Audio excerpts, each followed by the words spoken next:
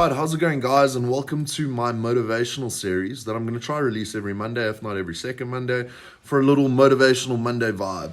All right, so today I wanted to talk about sources of motivation and what sources you can rely on and what sources you can almost put your hope in every time, and what you shouldn't really rely on. And that's a lot of the time, external motivation is one of the things that you shouldn't really rely on at all.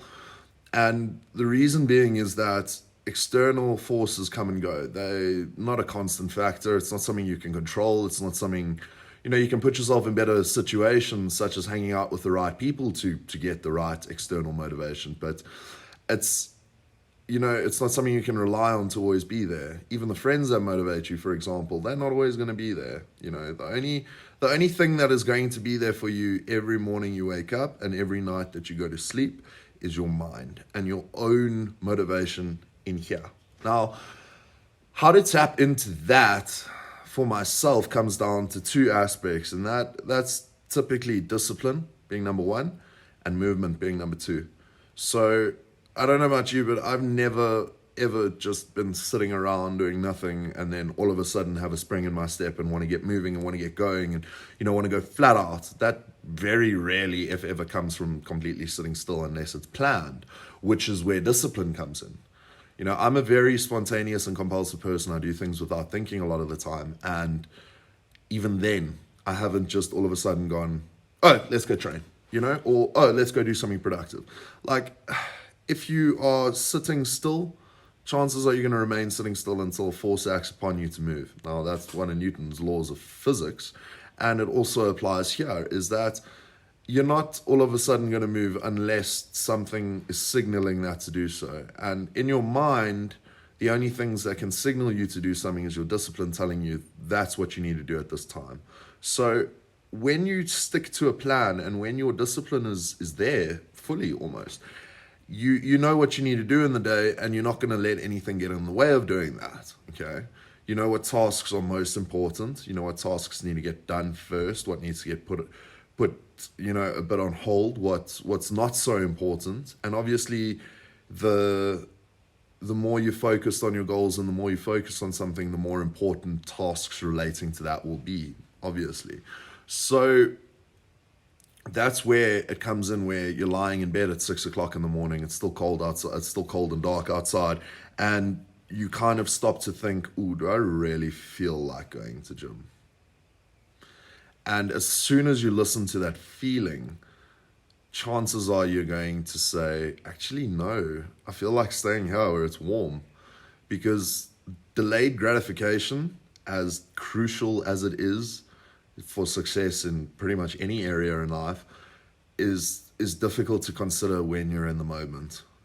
That's why temptation exists. And the people that are most successful in relationships, in contest prep, in living a successful, healthy lifestyle, are the ones that are able to almost realize in the moment that the delayed gratification and waiting for it is much, much better than actually just, compulsively acting now and having the pleasure now. That always, you have to pay for that at some point. I mean, nothing's for free.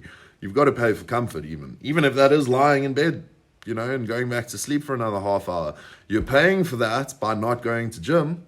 Your fitness, your results, your weight loss, everything like that's going to come down to that. So if you're doing that every morning consistently, where you're missing your training session, well, consistently you're going to miss your goal as well. So when it comes to discipline and when it comes to those feelings, consistency is key, because that takes away the chance of you, lying in bed for an extra half hour. And I'm using that as a prime example, but this goes for everything. This goes for, lighting a cigarette when you get in your car. This goes for having a beer whenever you go to a restaurant. This goes for, all of these little habits. If you're consistently doing those things, they're going to lead you down the path that's, where they lead to.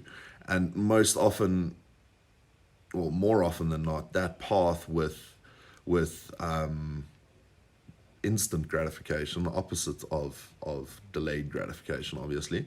The instant gratification and the rewards relating to instant gratification, those tend to come down to bad habits. I mean, there are very few healthy habits that give you immediate gratification. And the reason for that is because they're not easy. So the consistency of sticking to your shit and the consistency of being disciplined and the consistency of day in and day out effort to reach your goals is what's going to motivate you the most. I've felt the most motivated in this prep compared to any other prep that I've done, even my first show prep. And that's not come down to the fact that I'm watching bodybuilding videos every day or watching my favorite pros train or watching any of those things. That comes down to the fact that I've been the most consistent in this prep, and not the most consistent in terms of fucking up meals or sticking to a plan or sticking to training or, anything like that, because I've been super correspondent with my plan in the past. And I mean, I've been completely focused on sticking to what needs to be done. However, in the past, I haven't cared about, sleep schedule. I haven't cared about waking up at a certain time and going to bed at a certain time. I haven't focused on eating meals at the same time every day. I haven't focused on all of these things, and taking away the physiological aspect of it, will eating your meals at the same time every day affect your fat loss? Scientifically, no.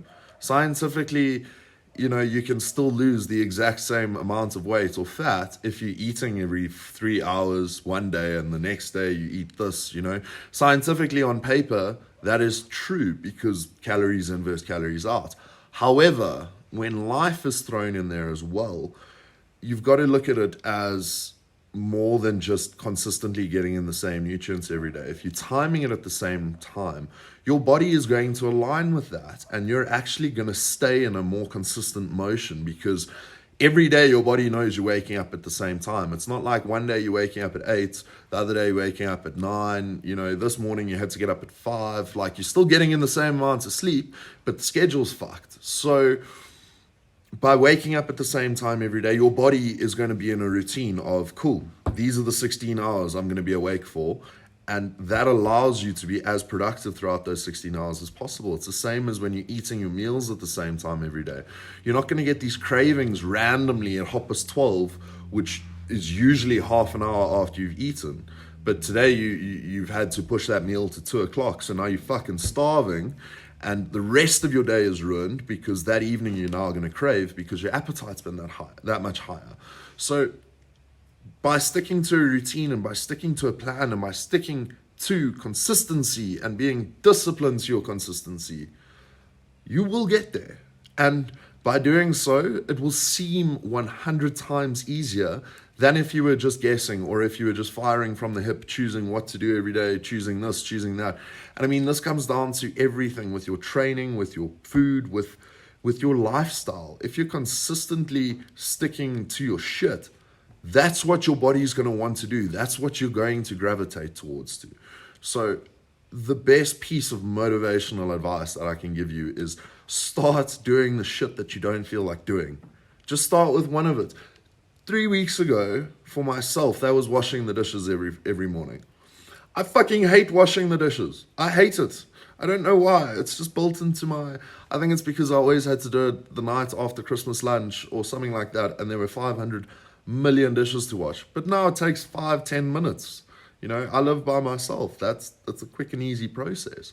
So I started that every morning. It was 2 or 3 weeks ago. I was like, cool, instead of washing them last thing in the day, which sometimes I skip because I don't feel like it, and then the next morning I have to, wash the pans from the night before so I can cook my breakfast and already putting me in a bad mood. I was like, fuck it. I'm going to do that as the first thing I do every day. I'm going to get up. I'm going to put the coffee machine on, wash the dishes while the coffee is being made by the time.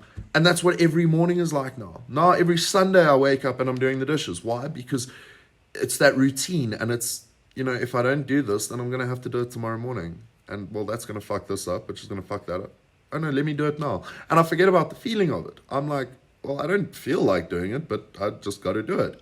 And, well, then it gets done.